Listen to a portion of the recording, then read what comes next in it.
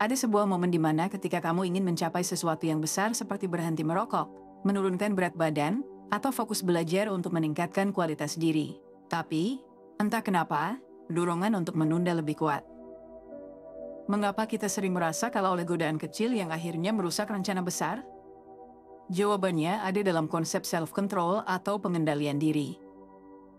Hari ini, kita akan membahas rahasia mengendalikan diri, teknik yang telah terbukti secara ilmiah, dan bagaimana kamu bisa mengubah hidupmu dengan memahami prinsip ini.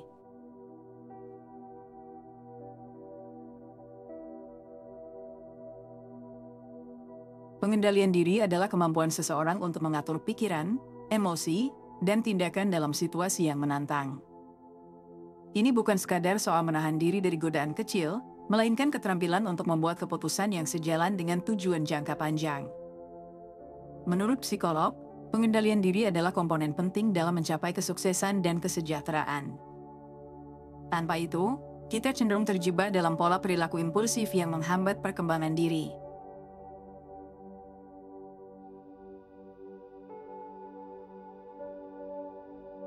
Sebuah eksperimen terkenal, The Marshmallow Test yang dilakukan oleh psikolog Walter Mischel pada tahun 1960-an, mengungkapkan pentingnya pengendalian diri sejak dini. Dalam eksperimen ini, anak-anak diberi pilihan sederhana, makan 1 marshmallow sekarang atau menunggu 15 menit untuk mendapatkan 2 marshmallow sebagai imbalan atas kesabaran mereka. Hasil penelitian ini mengejutkan. Anak-anak yang mampu menahan diri dan memilih untuk menunggu ternyata memiliki kehidupan yang lebih sukses di kemudian hari. Mereka menunjukkan prestasi akademik yang lebih baik, memiliki kesehatan mental yang lebih stabil, dan hubungan sosial yang lebih positif. Fenomena ini dikenal sebagai delayed gratification atau kemampuan menunda kepuasan, sebuah keterampilan penting dalam membangun kebiasaan yang produktif dan menjalani kehidupan yang lebih disiplin.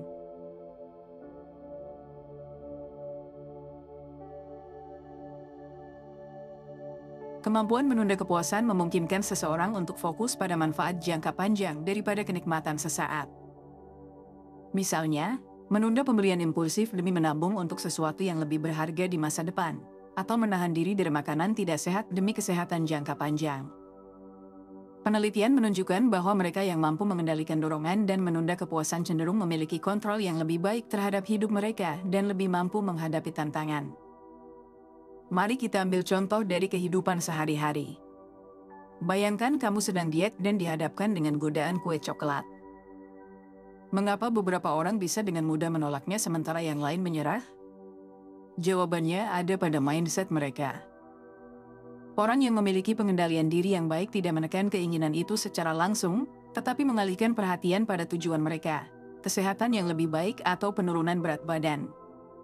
Pengendalian diri bukanlah kemampuan bawaan, melainkan keterampilan yang bisa dilatih. Sama seperti otot yang menjadi kuat dengan latihan, pengendalian diri juga bisa ditingkatkan melalui kebiasaan sehari-hari yang mendukung. Memahami dan mengembangkan pengendalian diri adalah langkah pertama menuju kehidupan yang lebih seimbang dan sukses. Dengan latihan dan komitmen, kita semua bisa meningkatkan kemampuan ini, menunda kepuasan, dan mencapai tujuan jangka panjang yang lebih besar. The Marshmallow Test mengajarkan bahwa kemenangan besar dalam hidup seringkali berasal dari kemampuan untuk menunggu dan bertindak dengan bijak.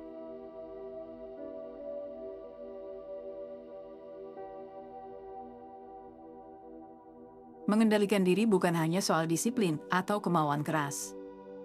Ada banyak faktor biologis dan lingkungan yang mempengaruhi kemampuan kita untuk menahan diri. Tantangan ini bukan semata-mata soal kekuatan mental, melainkan hasil dari bagaimana otak kita bereaksi terhadap godaan dan bagaimana dunia di sekitar kita dirancang untuk memikat perhatian.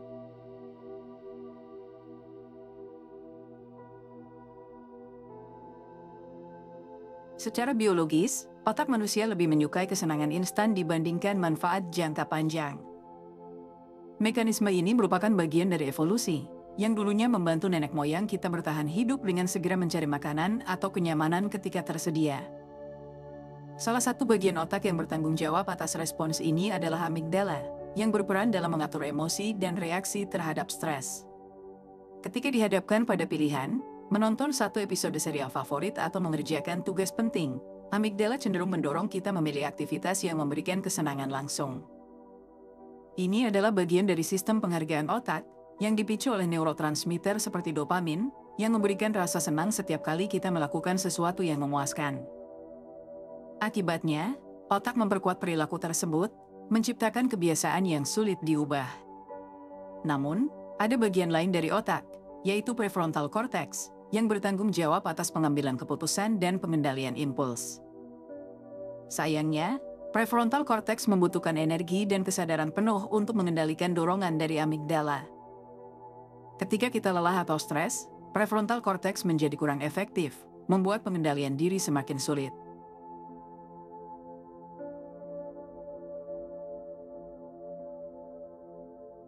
Di era digital, lingkungan kita dirancang untuk mencuri perhatian. Mulai dari notifikasi media sosial hingga iklan yang dipersonalisasi, semuanya dirancang untuk memicu respons instan dan membuat kita kecanduan. Media sosial, misalnya, menggunakan algoritma untuk menampilkan konten yang memancing keterlibatan. Setiap like atau komentar yang kita terima menghasilkan lonjakan dopamin, membuat kita ingin terus menggulir layar. Selain itu, makanan cepat saji juga menjadi godaan besar. Makanan ini tidak hanya mudah diakses tetapi juga dirancang untuk memuaskan selera dengan kombinasi gula, garam, dan lemak yang merangsang pusat kesenangan di otak. Penelitian menunjukkan bahwa makanan ultraproses ini dapat menyebabkan kecanduan serupa dengan zat adiktif, membuat kita sulit menahan keinginan untuk mengonsumsinya meskipun sadar akan dampak buruknya. Hiburan instan, seperti streaming platform dan game online, juga memainkan peran besar dalam merusak pengendalian diri. Dengan akses tanpa batas ke hiburan, kita cenderung menunda pekerjaan penting demi kesenangan sesaat. Ini diperparah dengan fitur autoplay, yang membuat kita terus menonton tanpa sadar.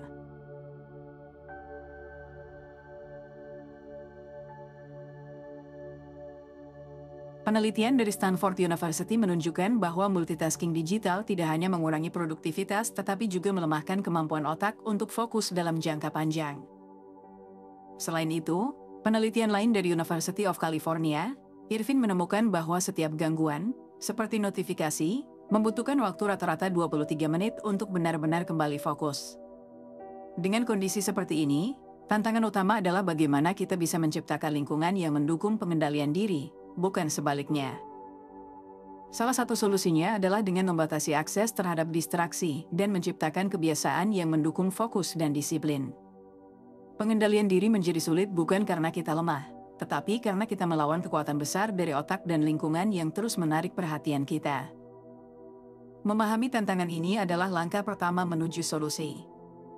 Selanjutnya, kita perlu memanfaatkan strategi yang efektif untuk mengatasi godaan dan memperkuat kemampuan kita mengendalikan diri.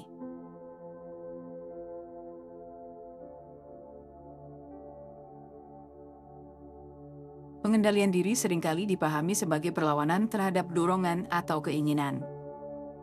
Namun, pendekatan yang ditawarkan oleh Acceptance and Commitment Therapy, ACT, mengusulkan sesuatu yang berbeda.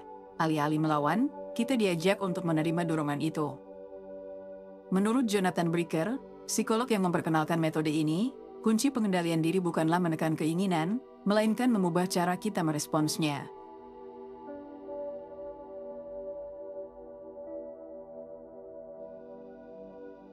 ACT mengajarkan kita untuk mengamati dorongan tanpa harus langsung bereaksi.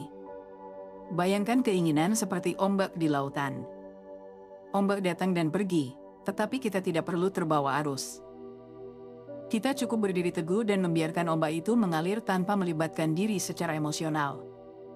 Sebagai contoh, ketika muncul dorongan untuk memeriksa ponsel saat bekerja, alih-alih langsung mengambil ponsel, coba tarik napas dalam-dalam dan sadari bahwa dorongan itu hanya sementara. Dengan memperhatikan keinginan tanpa bertindak, kita mulai membangun jarak antara stimulus dan respons. Penelitian menunjukkan bahwa kemampuan untuk menyadari dan menerima emosi tanpa bereaksi impulsif adalah salah satu komponen penting dalam pengendalian diri.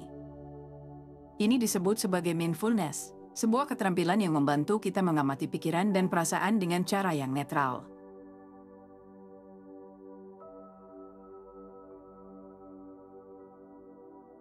ACT juga menekankan pentingnya fokus pada nilai-nilai hidup. Ketika seseorang memiliki kompas nilai yang jelas, lebih mudah untuk menolak godaan kecil yang tidak sejalan dengan tujuan besar. Misalnya, jika kesehatan adalah nilai utama, menolak makanan tidak sehat menjadi lebih mudah karena keputusan itu sejalan dengan tujuan hidup yang lebih bermakna. Bricker menyarankan untuk selalu bertanya pada diri sendiri, apakah tindakan ini membawa saya lebih dekat atau lebih jauh dari nilai-nilai saya? Dengan berfokus pada hal yang benar-benar penting, kita dapat melihat godaan sebagai sesuatu yang sepele dibandingkan dengan manfaat jangka panjang yang ingin kita capai. Alih-alih terus-menerus melawan dorongan, Eck mengajak kita untuk menerima dan memahami keinginan tersebut tanpa terbawa arus. Dengan mengamati dorongan secara sadar dan berfokus pada nilai-nilai hidup, pengendalian diri menjadi lebih mudah dan alami. Pendekatan ini tidak hanya membantu kita menghindari perilaku impulsif, tetapi juga membangun kehidupan yang lebih bermakna dan sejalan dengan tujuan jangka panjang.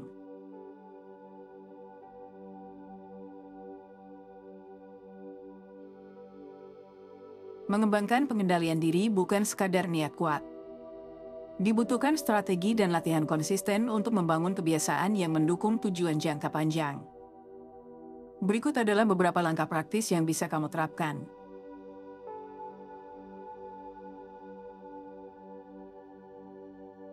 Dalam buku Atomic Habits karya James Clear, ia menekankan pentingnya memiliki alasan kuat di balik setiap tindakan. Mengetahui kenapa kamu melakukan sesuatu menciptakan ketahanan mental yang lebih besar. Misalnya, jika tujuanmu adalah hidup sehat, fokuslah pada alasan mendalam, seperti ingin lebih bugar untuk keluarga atau menjalani hidup yang lebih bermakna. Alasan yang jelas dan emosional akan membantu kamu tetap konsisten meski menghadapi godaan.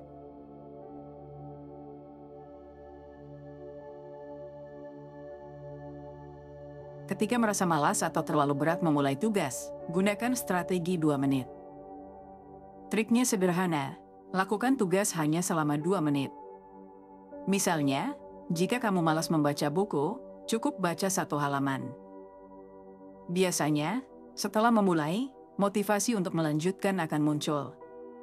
Teknik ini efektif karena menghilangkan beban mental yang sering muncul saat memikirkan tugas besar.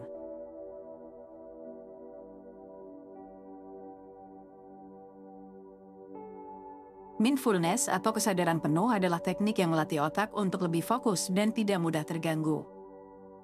Meditasi sederhana selama 10 menit setiap hari bisa memperkuat prefrontal cortex, bagian otak yang bertanggung jawab atas pengambilan keputusan dan pengendalian impuls.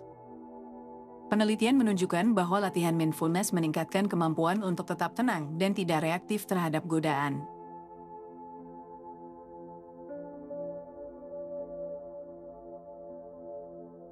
Strategi Iften membantu mengantisipasi godaan dan merencanakan respons yang lebih baik.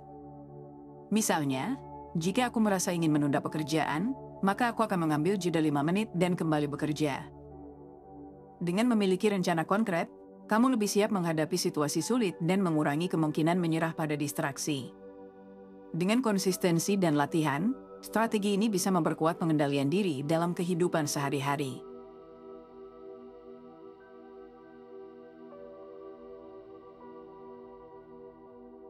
Pengendalian diri bukan hanya konsep abstrak, tetapi memiliki dasar ilmiah yang kuat sebagai penentu kesuksesan dan kebahagiaan. Berikut beberapa penelitian yang mendukung pentingnya pengendalian diri.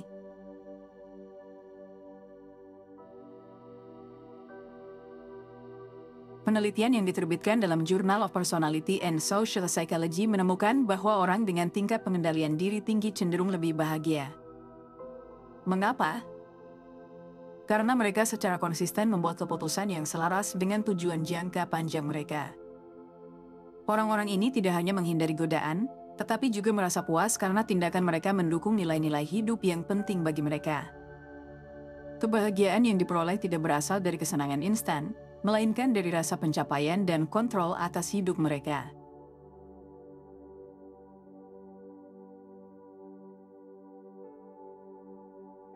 Riset terkenal dari University of Pennsylvania menunjukkan bahwa kemampuan untuk menunda kepuasan, dikenal sebagai delayed gratification, adalah indikator yang lebih akurat untuk kesuksesan daripada kecerdasan seseorang. Ini diperkuat oleh hasil dari The Marshmallow Test, di mana anak-anak yang mampu menunggu untuk mendapatkan hadiah lebih besar di kemudian hari memiliki kehidupan yang lebih sukses. Kemampuan ini berkaitan dengan ketekunan, disiplin, dan fokus, yang semuanya penting dalam mencapai tujuan jangka panjang.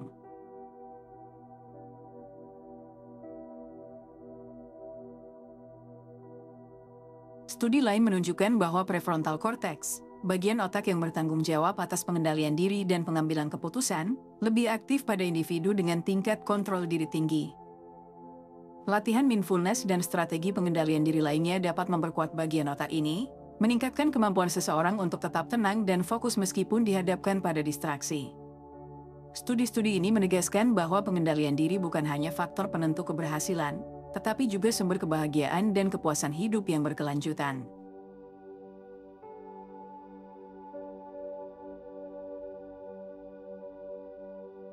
James Clear dalam bukunya Atomic Habits menekankan bahwa perubahan besar tidak datang dari lompatan besar, melainkan dari langkah-langkah kecil yang konsisten. Prinsip 1% lebih baik setiap hari adalah inti dari filosofi ini. Gagasan tersebut menggambarkan bahwa meskipun kemajuan tampak kecil atau tidak signifikan, akumulasi dari kebiasaan positif setiap hari akan menciptakan perubahan besar dalam jangka panjang.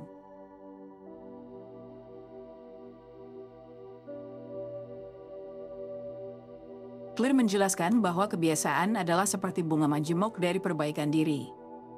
Setiap keputusan kecil yang kamu ambil, baik atau buruk, berkontribusi pada hasil akhir. Misalnya, memilih untuk membaca 1 halaman buku setiap hari mungkin tampak sepele, tetapi dalam setahun kamu bisa menyelesaikan beberapa buku. Di sisi lain, melewatkan 1 sesi latihan mungkin tampak tidak berarti, tetapi jika dilakukan terus-menerus, bisa menghambat kemajuanmu.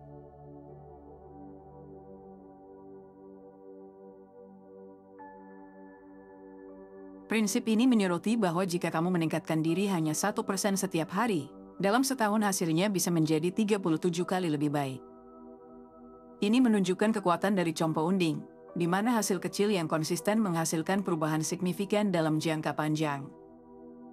Sebaliknya, mengabaikan kebiasaan kecil bisa mengarah pada penurunan bertahap yang tidak disadari.